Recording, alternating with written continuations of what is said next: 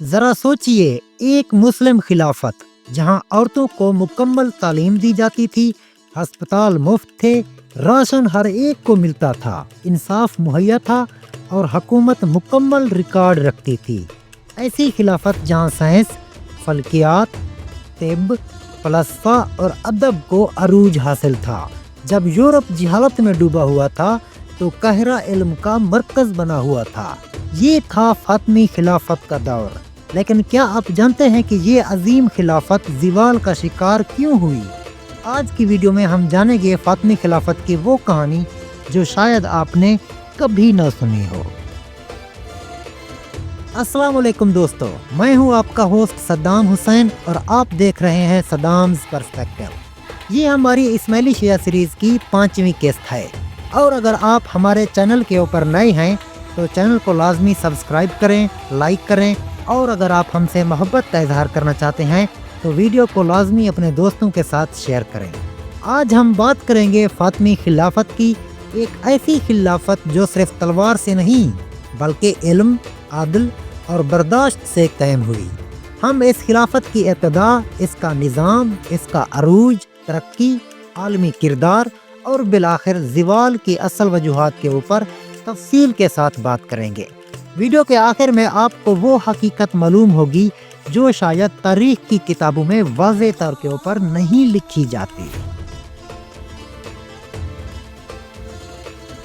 فاطمی خلافت ایک اسلامی سلطنت تھی جو 909 عیسوی میں شمالی افریقہ کے علاقے موجودہ تیونس سے قائم ہوئی۔ اس خلافت کو فاطمی اس لیے کہا جاتا ہے کیونکہ اس کا تعلق حضرت فاطمہ الزہرا رضی اللہ تعالی عنہا سے جوڑا جاتا ہے، جو نبی کریم صلی اللہ علیہ وآلہ وسلم کی بیٹی اور اہل بیت کی نہایت محترم ہستی ہیں۔ یہ خلافت اسماعیلی شیعہ مسلک سے تعلق رکھتی تھی اور اس کے بانی امام عبید اللہ المہدی تھے، جنہیں اسماعیلی مسلمان اپنا امام اور پہلا فاطمی خلیفہ مانتے ہیں۔ چند دہائیوں بعد یعنی 969 عیسوی میں فاطمی خلافت نے مصر کو بھی فتح کر لیا۔ پھر 973 عیسوی میں قاہرہ نامی شہر کو دارالحکومت بنایا گیا۔ قاہرہ صرف حکومت کا مرکز نہیں بنا بلکہ جلد ہی علم، فلسفے، فنون لطیفہ اور تہذیب کا بھی ایک عالمی مرکز بن گیا۔ یعنی فاطمی خلافت نہ صرف ایک سیاسی طاقت تھی بلکہ اس نے علمی ترقی، ثقافت اور شیعہ اسلامی فکر کے فروغ میں بھی انتہائی اہم کردار ادا کیا۔ فاطمی خلافت کی سب سے بڑی طاقت صرف اس کی فوج یا سلطنت نہیں تھی بلکہ اس کا تعلیمی اور علمی نظام تھا۔ 970 عیسوی میں انہوں نے جامعہ الازہر یونیورسٹی قائم کی، جو آج بھی دنیا کی سب سے پرانی اور فعال یونیورسٹیز میں شمار ہوتی ہے۔ یہ صرف مذہبی تعلیم کا ادارہ نہیں تھا بلکہ وہاں پر فلسفہ، سائنس اور منطق جیسے جدید علوم بھی پڑھائے جاتے تھے۔ اسی طرح دارالحکمت یعنی ہاؤس آف وزڈم جیسے علمی مراکز بھی بنائے گئے، جہاں لاکھوں کتابیں موجود تھیں۔ یہاں پر فلسفی، میڈیسن، اسٹرونومی، میتھمیٹکس اور دیگر علوم کے اوپر تحقیق ہوتی تھی۔ ان مراکز میں صرف مسلمان نہیں بلکہ عیسائی اور یہودی سب کام کرتے تھے، کیونکہ علم کو مذہب کی قید سے آزاد سمجھا جاتا تھا۔ فاطمی دور میں صحت کا نظام بھی قابل فخر تھا۔ علاج مکمل طور پر مفت ہوتا تھا اور ہسپتالوں میں مریضوں کا باقاعدہ ریکارڈ رکھا جاتا تھا، جو آج کی جدید میڈیکل پریکٹس کی بنیاد سمجھی جا سکتی ہے۔ ایک اور شاندار کارنامہ یہ تھا کہ مسلمانوں نے یونانی فلسفہ اور سائنسی علوم کو عربی زبان میں ترجمہ کیا، اور یوں وہ علم یورپ تک پہنچا جس نے بعد میں یورپ کی نشاط ثانیہ کو جنم دیا۔ اب بات کرتے ہیں مذہبی رواداری کی، جو فاطمی خلافت کی سب سے منفرد اور قابل تقلید خصوصیات تھی۔ صرف اسماعیلی یا شیعہ ہی نہیں بلکہ سنی مسلمان، عیسائی اور یہودی بھی ریاستی امور میں شامل تھے۔ کئی غیر مسلم لوگ حکومت کے اعلیٰ عہدوں کے اوپر فائز بھی تھے۔ فاطمی خلافت ایک ایسی ریاست تھی جو علم، ترقی، برداشت اور ہم آہنگی کی علامت بنی، ایک ماڈل جو آج کی دنیا کے لیے بھی ایک بہترین مثال سمجھا جا سکتا ہے۔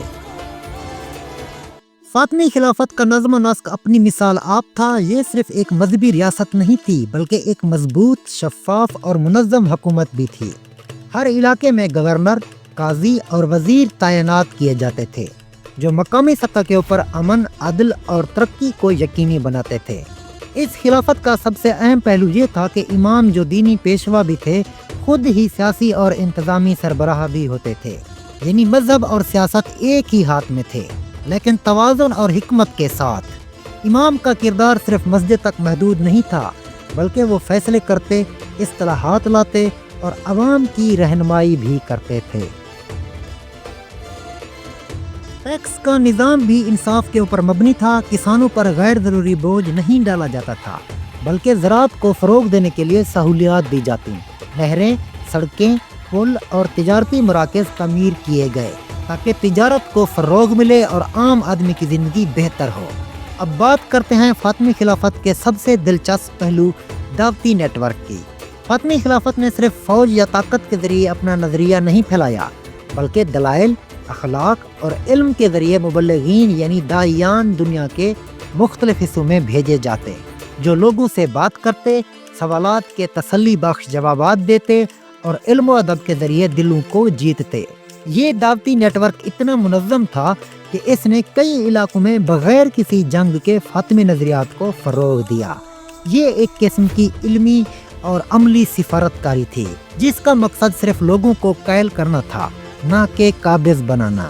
مختصراً فاطمی خلافت کا نظام حکومت صرف طاقت پر نہیں بلکہ عقل، عدل اور اخلاقیات کے اوپر مبنی تھا، ایک ایسا نظام جو مذہب، سیاست اور علم کو ایک ساتھ لے کر چلا۔ فاطمی خلافت صرف مصر تک محدود نہیں تھی، بلکہ اس کا اثر ایک وسیع خطے پر پھیلا ہوا تھا۔ حجاز یعنی مکہ اور مدینہ میں خطبوں میں ان کا نام لیا جاتا تھا، جو اس بات کی علامت تھا کہ انہیں دینی اور سیاسی طور پر تسلیم کیا جاتا تھا۔ ان کا اقتدار شمالی افریقہ، شام اور یمن تک پھیلا ہوا تھا۔ فاطمی خلافت کے تاجر ہندوستان، مشرقی افریقہ اور یہاں تک کہ چین تک پہنچے۔ انہوں نے صرف تجارت ہی نہیں کی، بلکہ اپنے اخلاق، علم اور سفارتی حکمت عملی سے دوسرے معاشروں کے اوپر انتہائی گہرا اثر ڈالا۔ طاقت کا استعمال کیے بغیر انہوں نے نرم طاقت یعنی سافٹ پاور کا استعمال کیا، جیسے علم، ثقافت اور بین الاقوامی تعلقات کے ذریعے اثر قائم کرنا۔ ان کا سب سے روشن پہلو تھا کہ علمی ترقی، سائنسی تحقیق اور مذہبی رواداری۔ ان سب کے ذریعے دنیا نے پہلی بار یہ جانا کہ اسلام صرف جنگ یا جہاد کا پیغام نہیں دیتا، بلکہ یہ ایک علم دوست، فکری اور پرامن دین بھی ہے، جو عقل، منطق اور انسانیت کی قدر کرنا جانتا ہے۔ یعنی یہ کہنا بے جا نہ ہوگا کہ فاطمی خلافت نے دنیا کو ایک نیا زاویہ دیا کہ خلافت صرف تلوار سے نہیں بلکہ قلم، اخلاق اور علم سے بھی دل جیتے جا سکتے ہیں۔ لیکن ہر طاقتور سلطنت کو ایک نہ ایک دن زوال کا منہ دیکھنا پڑتا ہے، اور فاطمی خلافت بھی اس فطری اصول سے محفوظ نہ رہ سکی۔ زوال کی سب سے پہلی بڑی وجہ وراثتی مسائل۔ بعض اوقات امام کے انتقال کے بعد قیادت کمزور ہاتھوں میں چلی جاتی تھی، جس سے حکومت میں انتشار پیدا ہوا۔ پھر آئے سیاسی اور مذہبی اختلافات، اندرونی خلفشار اور فرقہ وارانہ کشیدگی نے خلافت کی بنیادوں کو ہلا دیا۔ معاشی مسائل نے بھی اپنا کردار ادا کیا، جیسے خشک سالی، تجارتی راستوں کی تبدیلی اور وسائل کی کمی، جنہوں نے معیشت کو کمزور کر دیا۔ اس کے ساتھ ساتھ خارجی حملے، خاص طور پر صلیبیوں اور سلجوکیوں کے حملے، خلافت کو مسلسل دباؤ میں رکھتے تھے۔ ایک اور اہم پہلو تھا نظریاتی کشمکش۔ اسماعیلی عقائد میں ظاہر و باطن کا فلسفہ عام لوگوں کے لیے پیچیدہ اور کمپلیکیٹڈ تھا، جس سے عوام میں تقسیم پیدا ہوئی۔ آخر کار سن 1171 عیسوی میں صلاح الدین ایوبی نے فاطمی خلافت کو ختم کر دیا اور خلافت عباسیہ کا دوبارہ اثر قائم ہوا۔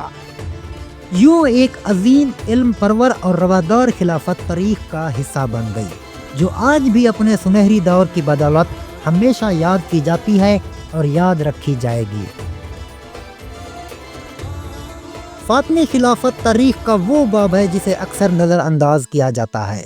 یہ خلافت آج کے مسلم معاشرے کے لیے ایک نمونہ ثابت ہو سکتی ہے، جہاں انصاف، تعلیم، رواداری اور ترقی ہو۔ ہمیں سیکھنا چاہیے کہ طاقت صرف ہتھیاروں سے نہیں، علم، اخلاق اور نظم و نسق سے بھی آتی ہے۔ اگر آج کا مسلم معاشرہ متحد ہو اور فاطمی دور کے اصولوں کو اپنائے تو شاید ہم ایک بار پھر دنیا کو روشنی دے سکیں۔ کیا آپ سمجھتے ہیں کہ فاطمی جیسی خلافت دوبارہ ممکن ہے؟ نیچے کامنٹس میں اپنی رائے ضرور دیں۔ اگر آپ کو ویڈیو پسند آئی ہو تو لائک، شیئر اور سبسکرائب ضرور کریں۔ اس سیریز کی اگلی قسط میں ہم بات کریں گے ایک اور حیران کن حقیقت کے اوپر۔ تب تک کے لیے صدام حسین کو اجازت دیجیے اور دیکھتے رہیے صدام's پرسپیکٹیو۔ اللہ حافظ۔